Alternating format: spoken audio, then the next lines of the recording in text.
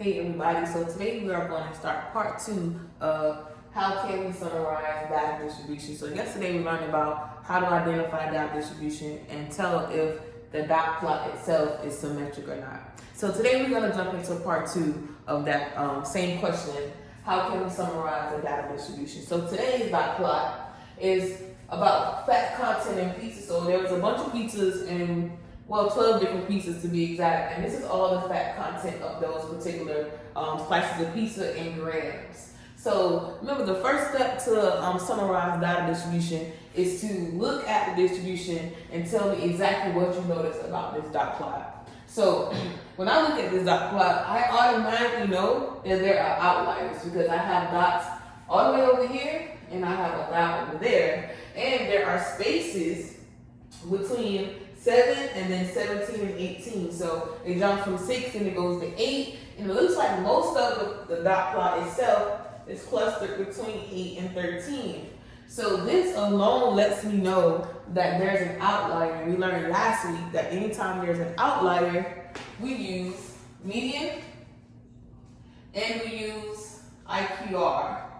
So median and IQR. So the median is our middle number, and then the IQR is just our interval range, so we can see, our interquartile range, so we can see exactly how these fat grams are actually being summarized on this particular plot. So our first step was look at the distribution. So we looked at the plot.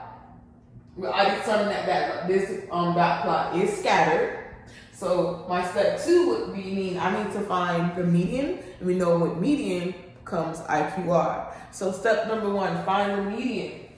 So just so we can have enough room, I'm going to write these out. So we have our numbers, least to greatest. So we have 1 6, 2 8s, 3 9s, 4 10s, 3 11s, 2 12s, 4 13s, 1 14, 1 15, 1 16, 1 19, and 1 20. And then simply just go through and we find that middle number. So I got my back to you, and what I'm doing is crossing out as I go so I can find exactly what this middle number will be. So I have 2 numbers left. Number is 11. So our median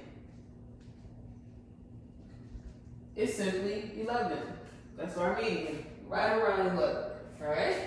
So now we know in order to find the IQR, I have to find my interquartile. So we know that our median is 11.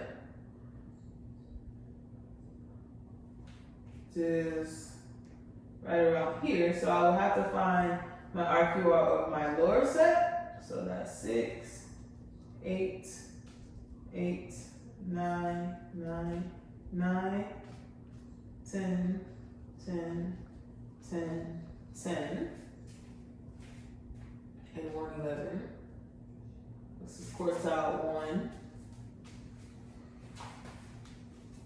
This 1 11 in the middle, these 2 in the middle, this is quartile 2, and then I have 12, 12, 13, 13, 13, 13, 14, 15, 16, 19, and 20, and that'll be quartile 3. So let's figure out what the median is of quartile 1. So we do the same thing. 9 and 10, so 2 into 19. It goes 9 times, 18, 1, 0. So that's 9.5. So quartile 1 is 9.5. Quartile 3. Let's figure out what we're working with over here. 13. Simply 13.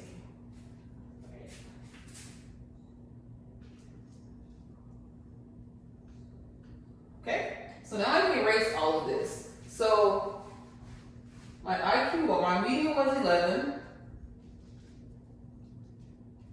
And then my IQR is simply Q3, quartile 3 minus quartile 1. So I have 13 minus 9.5. To make it easy, you can put 13.0 so you can have something more over that 5. So I'll just erase all of this. So with our data, we're left with finding IQR, and that IQR is simply 13.0 from quartile 3 minus 9.5, which is quartile 1. So simply, we find this answer to find how we're able to summarize the data from that pizza dot plot that I had before I erased it. So that's 13, that's going to be 10, that's 12. So 10 minus 5 gives me 5, and 12 minus 9 gives me 3. So the range of variability for the fat grams for that dot plot is roughly 3.5 grams. So don't forget, if it's not symmetric, so dot plots that are not close together, they're all scattered out, that means it's not symmetric. That means we're using median for our center of measure, and for variability, we're using IQR. So for today's assignment, I'm going to give you another dot plot, and I need you to tell me which means of measurement of center are we using today. Is it going to be mean or median, and then which measure of variability we're going to use to summarize our dot plots.